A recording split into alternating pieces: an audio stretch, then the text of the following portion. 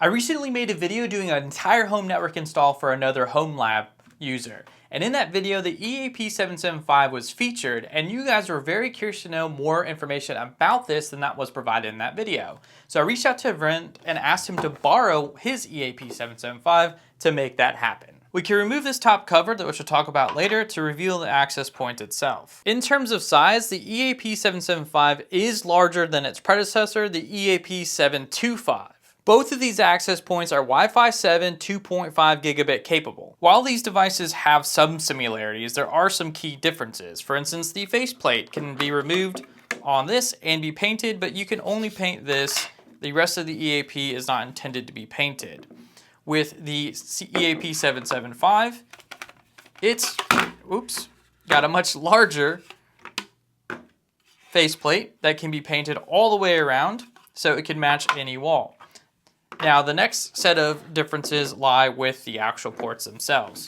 So we do have PoE 2.5 in and PoE++ 2.5 in as well. However, the EAP775 has one additional port that is gigabit over the 772.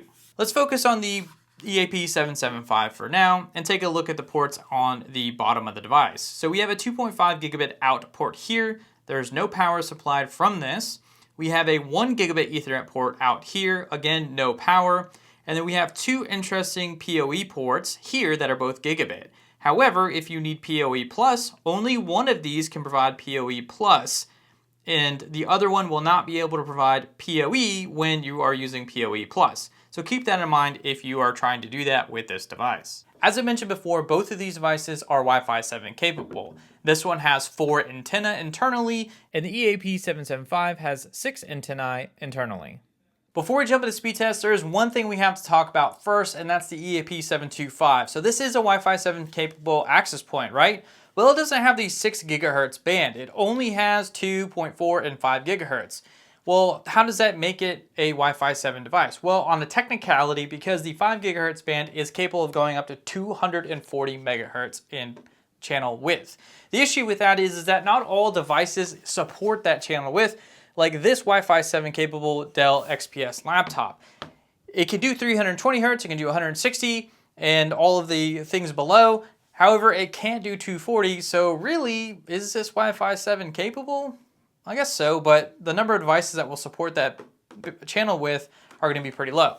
Now, this does the same thing. On 5 gigahertz, you can do 240 megahertz as well. However, this does have a 6 gigahertz band, so you can get up to 320 megahertz, and something like this Dell XPS laptop obviously works perfectly fine with that. So I just want to point that out before we look at the speed test, which we're going to do now-ish. As per usual, I centrally located the EAP775 and 725 for testing.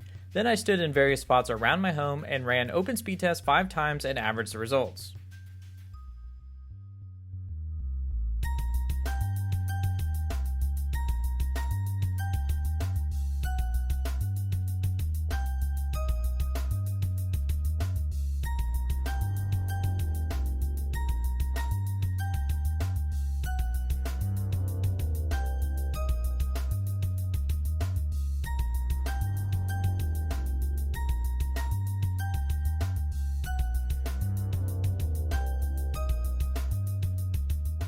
To me, the answer of which one is better is pretty simple. I would just go with the 775, mainly because it has a 6 gigahertz band on there, and it has compatibility on 6 gigahertz, 5 gigahertz, and 2.4 gigahertz. So you're going to just have a lot less issues with other devices that may not support 240 megahertz like you will on this device.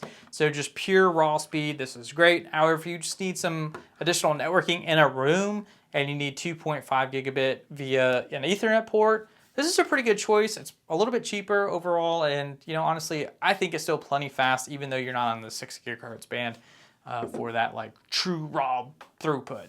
But either way, there's not a bad choice. But obviously, again, if you need all that throughput, the 775 is the way to go. So with all that being said, I want to thank each and every one of you for watching, and I will see you all next time.